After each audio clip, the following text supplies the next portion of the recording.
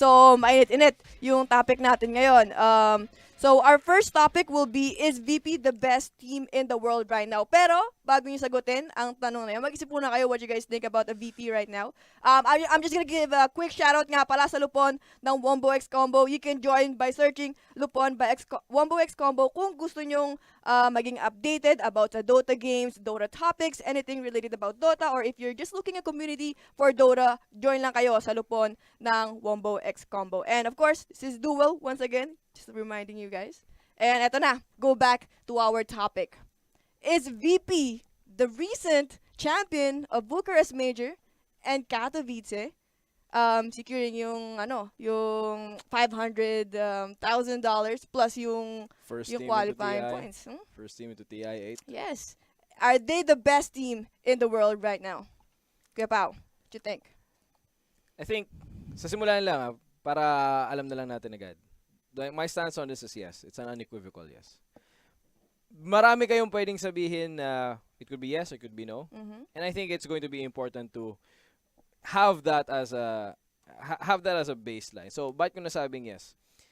In the last 3 months, VP has played 47 matches and they have a win percentage of 74.47%. They're 21-4 in series. And that's a much higher win percentage than the current second placer sa DPC circuit, which is Team Liquid. Team Liquid is sitting at I think a little over 60% right now. Now, there are some people who are going to say, if you look at other methods of ranking a team, you go by Glico too, which para sa mga hindi nakakalam, if you play chess, Glico is basically an advanced form of ELO rating. Tinitignan dun yung mga kalaban nyo. And Liquid has a lot of placings. Liquid has a bunch of consistent finishes in tournaments. They have a lot of top 4 finishes. So, makikita nyo, sa top teams by Glico, Liquid is sitting at number 1. But then you have to ask yourself, who is the better closer? And right now, Virtus Pro is the better closer in the circuit. I was going to say in the league, pero wala tayong league eh. Yeah. Hindi tayo league-based na ngayon eh. Pero who is the better closer? Virtus Pro has been closing games even through a roster change. And that's a very big deal. Yeah, that's true. You take a look at Virtus Pro right now, they're the first person through with 7,200 points. They're beating teams like Liquid in games that can be considered as blowouts. When you're doing that to the former world champions, and this is not the current world champions. Current world champions, right? You're doing that to the defending world champions. And you're not doing that to the world champion, like, say, in past post-TI seasons, right? Post-TI 4, nasa ng newbie. Newbie wasn't performing, right? They couldn't even perform they performed a little bit post-TI 4 IESF. But for all intents and purposes, that was a newbie that went down in form. Sila Sansheng, sila Mu, everyone. Even How. EG was the same after they won. I know you know this, Ish. Yes, of course. Yeah, they also underperformed significantly. Mm-hmm. Wings was a little bit the same. So much that they ended up disbanding on top of other issues with their But this is I think this is the first significant time that the current TI champion is in good form. Yes. Is in good form. Sabihin natin they're not championship form yet kasi they haven't closed out a major. True. And VP is beating them.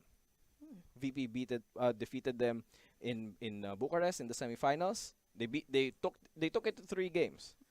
Pero in those games, you could see that Virtus Pro's execution, their mid-game team fighting, they can go do it late game with Ramses.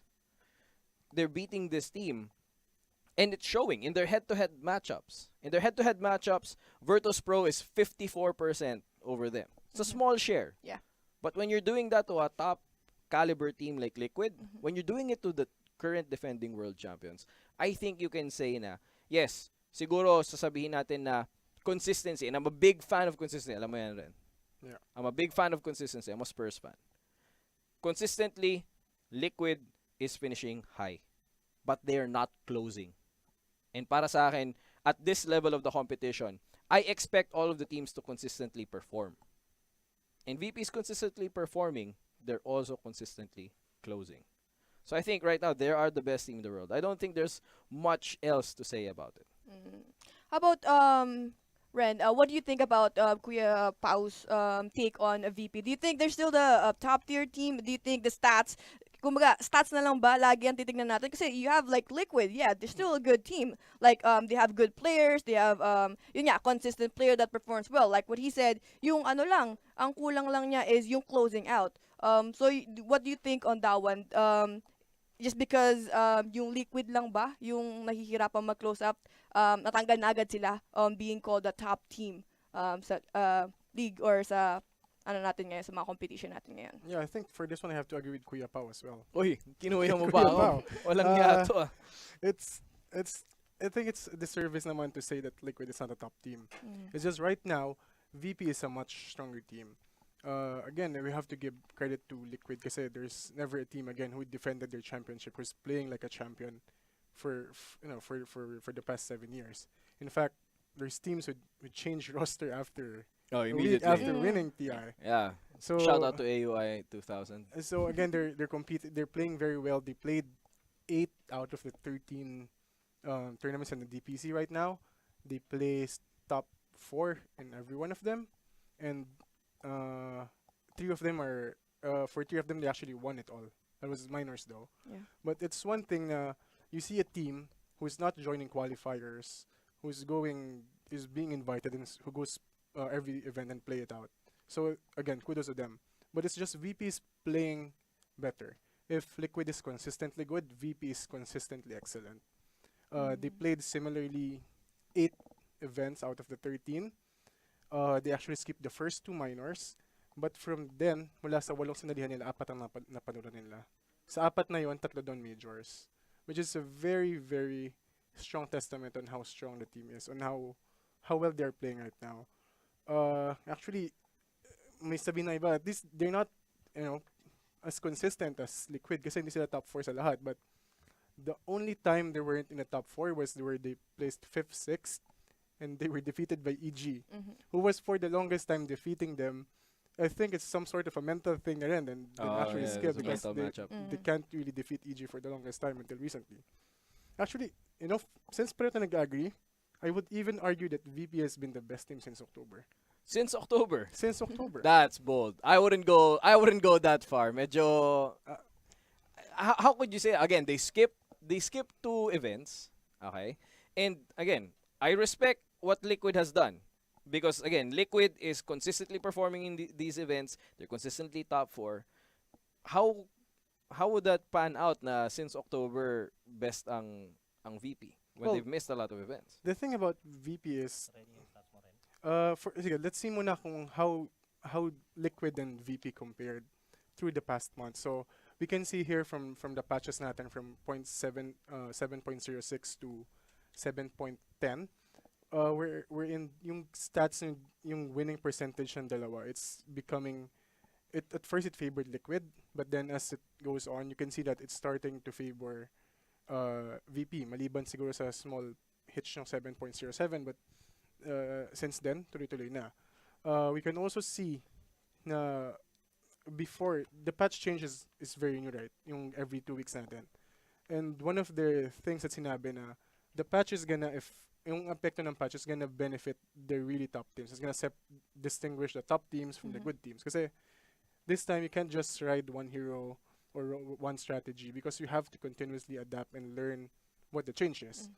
So, the first major ng VP, which was back October, that was the first major of the season. I think it was the Hamburg. Hamburg, right? Major? ESL 1, yeah. You can argue na meron lang 8 teams doon. But at the same time, if you look at the top 4 teams ng ESL Hamburg, that is the top 4 teams ngayon ng DPC rankings. That is VP, second is, I think, is Secret, then Liquid, then Newbie. So those are the top 4. So it's a very strong field kahit na walong teams pa lang. That was the last, that was played in 7.06. That was the patch on TI, iteration ng patch on TI. 7.07, that was November to January, they won the Summit. It's a minor. From 7.08 to 7.09, which was in February, they won the ESL Katowice. And the 7.10, they won the PGL Bucharest. So this shows na over time, over months, kahit anong patch, they always find a way to end up on top, and no other team can say that they've done that in consistently from that time. I mean, I think again, I agree with you. I think right now VP is the best. I mean, aside from just sabihin natin they managed to figure out patches faster than other teams, or at least hindi naman faster, pero they can adapt, and I think it's one reason for their success is they just have a very very deep hero pool. You take a look at Liquid before TI, at least before TI 7, they were the ones who were pushing Venomancer as a busted hero, right? And then they brought it back then ngayon. But then you're seeing with Liquid, they're sort of stagnating, they're resting on that sort of discovery and then applying it to ngayon. That's fine. But I don't know. I think masasabi ko lang is that while I agree that VP is the best right now, since October, and this is not as a way of me disagreeing with what you're saying. What I'm saying lang is I think there's systemic problems lang with the way that we're choosing kung sino yung pinakamagaling dito. Sabi mo kanina, yes, 8 teams in ESL 1 Hamburg, all of them are top caliber teams. I don't disagree that. But the problem is it becomes harder. It becomes harder to tell which of the teams are truly the best when it's such a wildly fluctuating field of or number of teams every time there's a major. Diba? So I wish that it was an easier situation to call. Right now, I think with VP being the best, madali lang sabihin that they're the best. But it's harder to be sure, maybe in the future, if ganito pa rin tayo, ano mangyayari next year? Major na naman, 8 na naman yung teams, tas merong major na isa, 16.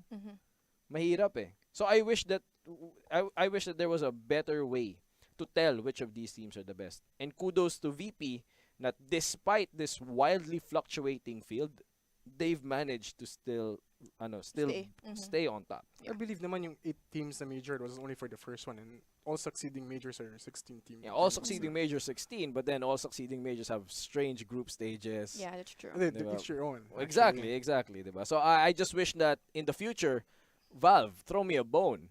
If it's a major, make it something that's, kind of the same. And then if it's a minor, fine.